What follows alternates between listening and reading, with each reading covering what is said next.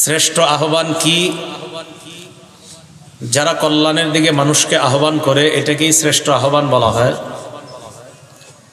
এই শ্রেষ্ঠ আহ্বানের মধ্যে একটা শ্রেষ্ঠ আহ্বান হলো মুয়াজ্জিন সাহেব আজানের মাধ্যমে মানুষকে মসজিদের দিকে, সালাতের দিকে আহ্বান করে। তো নামাজের আগে যে আজানের মাধ্যমে আমাদেরকে আহ্বান করা হয়, এই আজানের ব্যাপারে কয়েকটা কথা বলবো।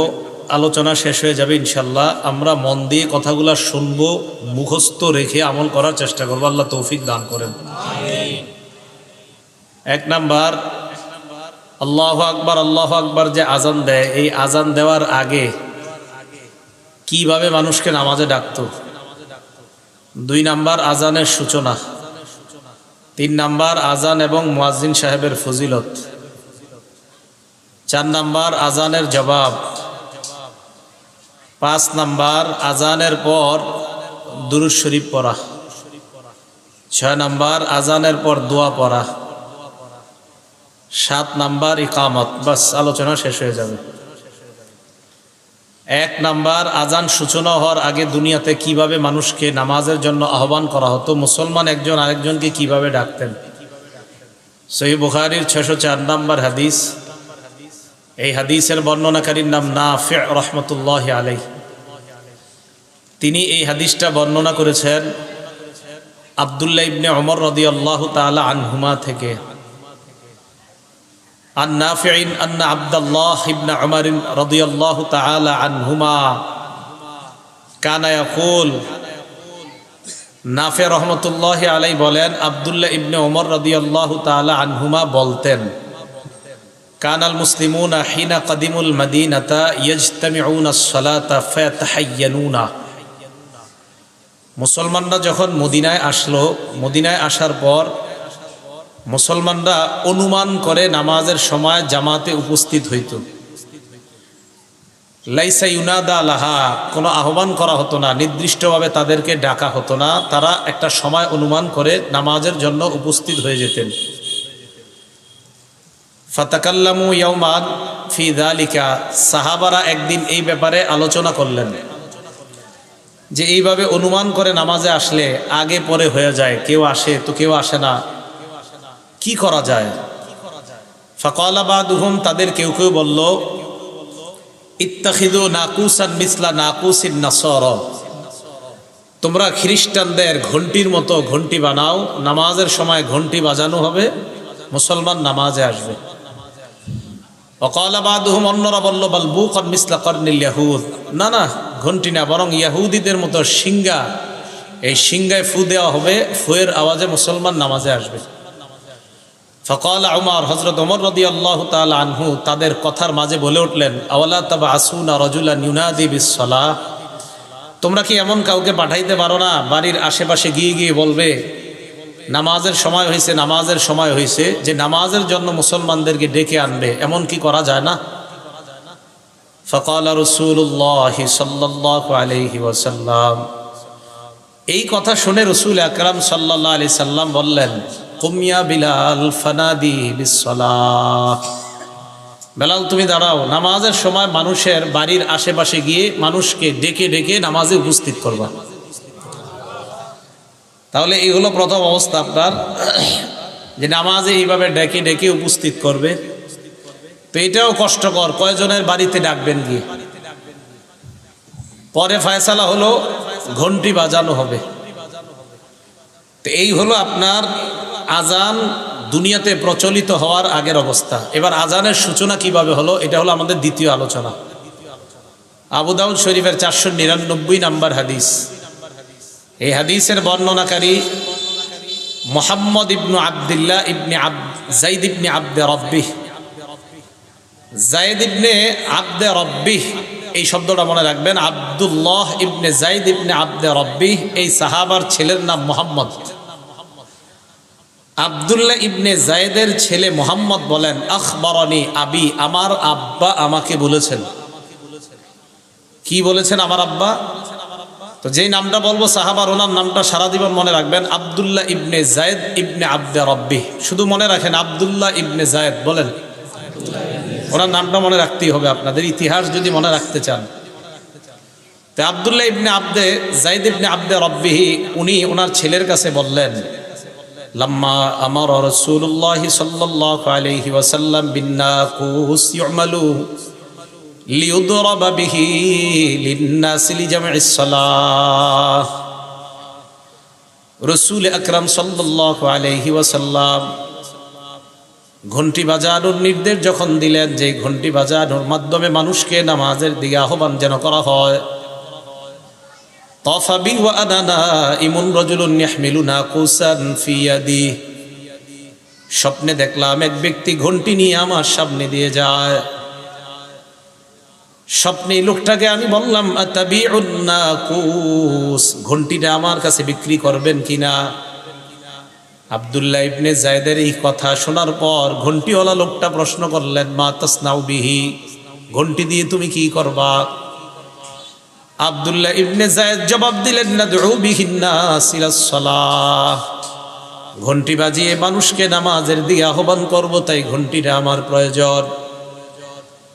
ঘন্টিওয়ালা আব্দুল্লাহ ইবনে যায়েদ ইবনে আব্দে রব্বিকে বললেন, আফালা আদুল্লুকা আলা মা হুয়া খায়রুম মিন যালিক, আমি কি তোমাকে এই ঘন্টির চাইতে এমন উত্তম কোনো কিছু শিখায়া দিব না, যে জিনিসটা যদি তুমি বলো, তাদউ বিহি ইন্নাস ইলাস সালাহ, এই শব্দগুলা বাক্যগুলা বলার মাধ্যমে তুমি মানুষকে নামাজের দিকে ডাকতে পারবা।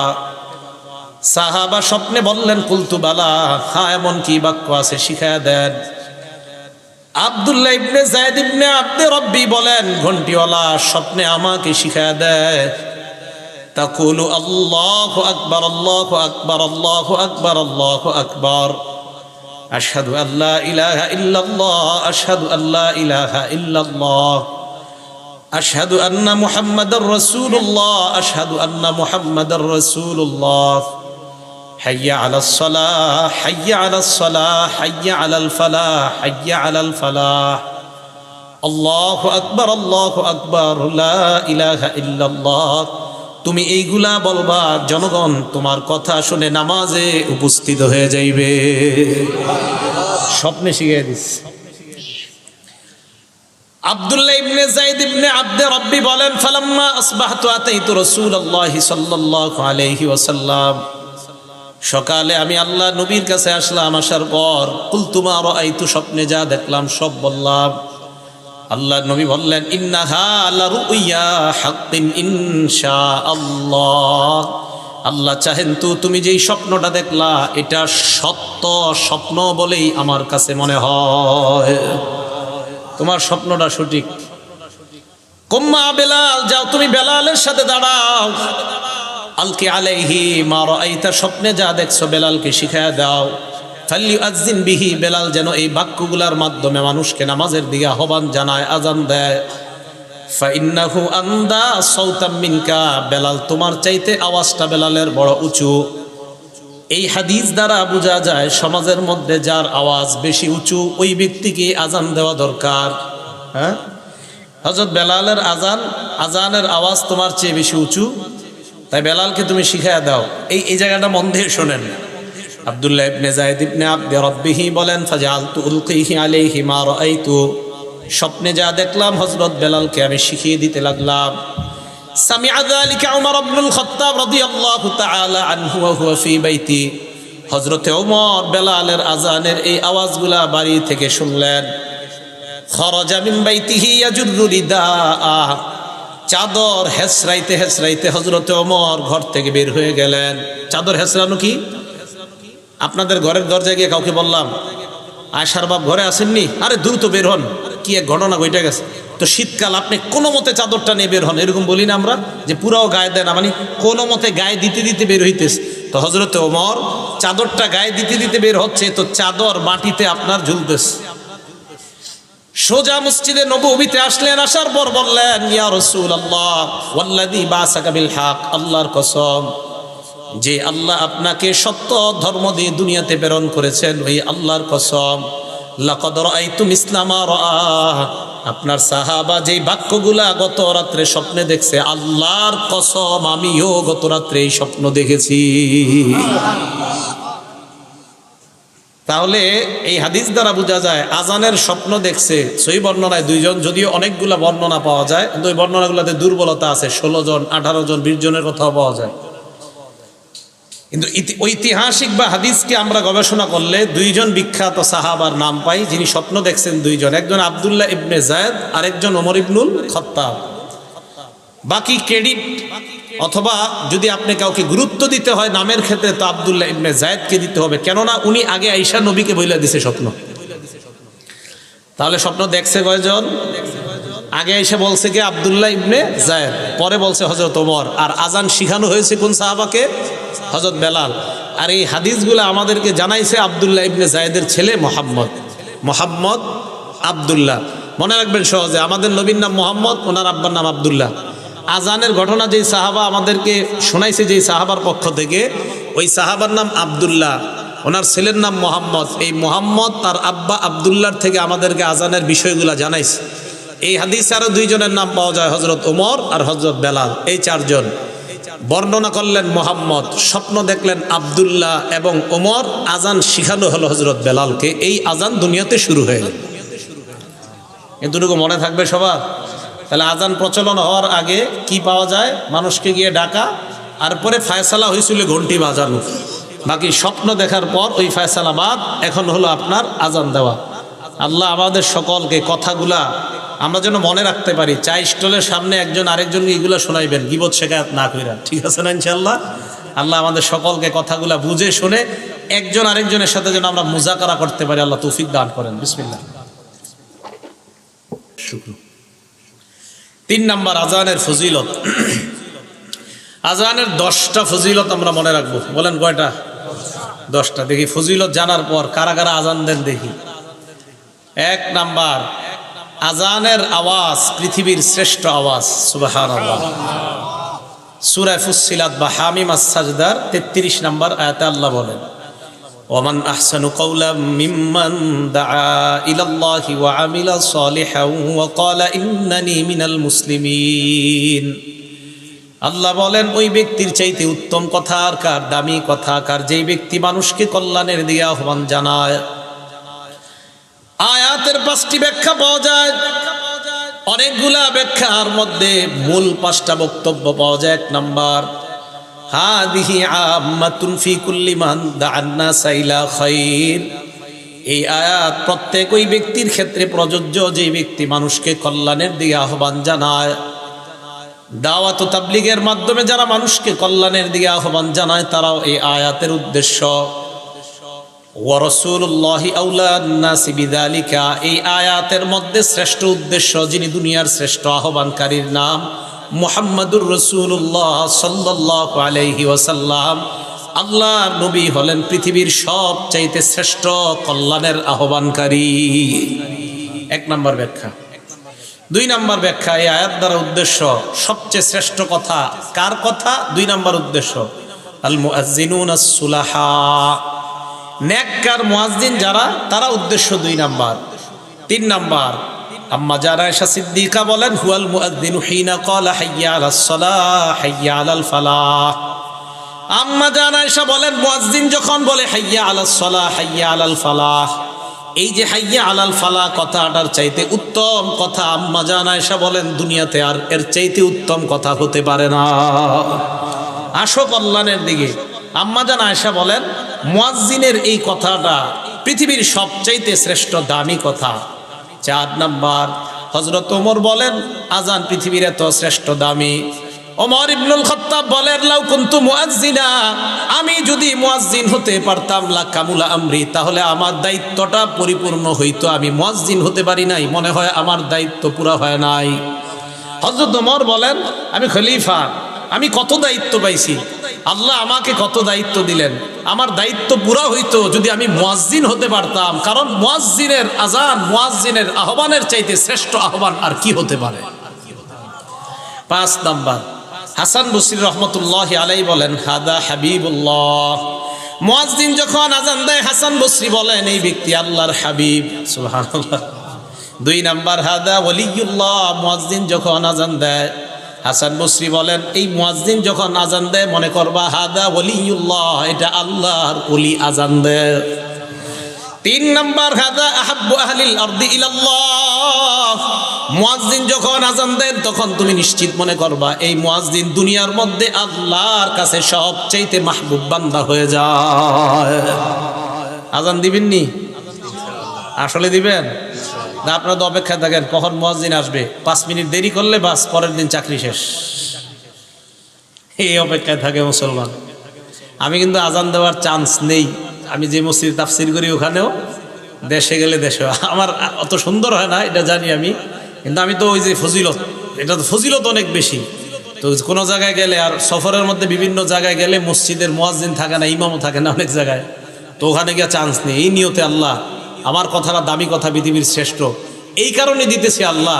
আমি দামি মানুষ না, কিন্তু আমার মুখ দিয়ে যেটা বের হচ্ছে আল্লাহ, এটা আমি বিশ্বাস করি এটা দামি কথা। তো 1 নাম্বার মুয়াজ্জিনের কথা পৃথিবীর শ্রেষ্ঠ কথা, তাহলে মুয়াজ্জিনদেরকে সম্মান করবো তো ইনশাআল্লাহ। 2 নাম্বার, মানুষ যদি জানতো আজান দেওয়ার কি ফজিলত, তাহলে আপনারা এই এলাকাবাসী লটারি করে আপনার নামটা আনার চেষ্টা করতেন যে হুজুর লটারি দেন প্রয়োজনে, তাও আমার নামও যেন অন্তত আসে, আমি যেন আজান দিতে পারি। কারণ ফজিলত জানলে কেউ আরেকজনকে চান্স দিবে না, বাধ্য হয়ে মানুষ লটারি করত কে কার আগে আজান দিবে। দলিল সহিহ বুখারী 652 নম্বর হাদিস।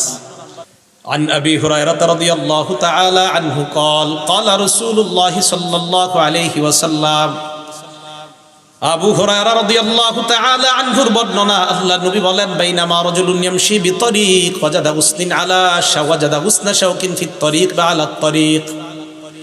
নবীজি বলেন এক ব্যক্তি রাস্তা দিয়ে হাঁটতেছে, হাঁটতে হাঁটতে হঠাৎ একটা কাঁটাযুক্ত ডাল পেয়ে যায়। কাঁটাযুক্ত ডাল পাওয়ার পর ফাখরাহু, এই মনে করে কাঁটাযুক্ত ডালটা রাস্তা থেকে সরায়া দেয়, কোনো মুসলমান এই ডালের মধ্যে পড়ে আঘাত পেতে পারে, কোনো মানুষ কষ্ট পেতে পারে। একটা সুই পাইছেন রাস্তায় ফালাই দিয়েছেন, একটা ইটের টুকরা, যে টুকরা আপনার পায়ে লাগছে, আপনি চিন্তা করলেন আমার আরেক মুসলমানের পায়েও লাগতে পারে, এই টুকরাটা আপনি সরাইয়া দিয়েছেন। একটা কলার সিলকা, এটাতে আপনি পিছলা খেয়েছেন, আপনি চিন্তা করলেন আমার আরেক মুসলমান ভাইও এই সমস্যায় পড়তে পারে, আপনি সরাইয়া দিলেন। আল্লাহ নবী বলেন ফাশাকারাল্লাহ, আল্লাহ আপনার এই আমলটা এত কবুল করে নেয়, আল্লাহ আপনার প্রতি সন্তুষ্ট হয়ে যায়। ওয়া গফার লা, শুধু তাই নয়, আল্লাহ নবী বলেন তার আগের জিন্দেগীর সব গুনাহগুলো মাফ করে দেয়। সুম্মা ক্বালা আশ-শুহাদাউ খামসা, এরপর আল্লাহ নবী এই হাদিসের মধ্যে বলেন 5 শ্রেণীর শহীদের আলোচনা করলেন। 1 নাম্বার আল মাতউনু শহীদ, মহামারীতে কোনো ব্যক্তি যদি মারা যায়, প্লেগ রোগে যদি মারা যায়, ওই ব্যক্তি শহীদ হয়ে যায়। 2 নাম্বার আল মাবতুনু শহীদ, পেটের রোগে যদি কেউ মারা যায়, কলেরা ডায়রিয়া হয়ে মারা গেলে ওই ব্যক্তি শহীদ। হ্যাঁ, কলেরা ডায়রিয়া, এই ব্যক্তি শহীদ 2 নাম্বার। 3 নাম্বার আল গরিকু শহীদ, কোনো ব্যক্তি যদি পানিতে ডুবে মারা যায়, ওই ব্যক্তি শহীদ হয়ে যায়। 4 নাম্বার সাহিবুল হাদামি শহীদ, কোন ব্যক্তি গাছের নিচে দাঁড়ায় আছে, ডাব পরে তাল পরে মারা যায়, ছাদের নিচে দাঁড়ায় আছে, ছাদ পরে মারা যায়।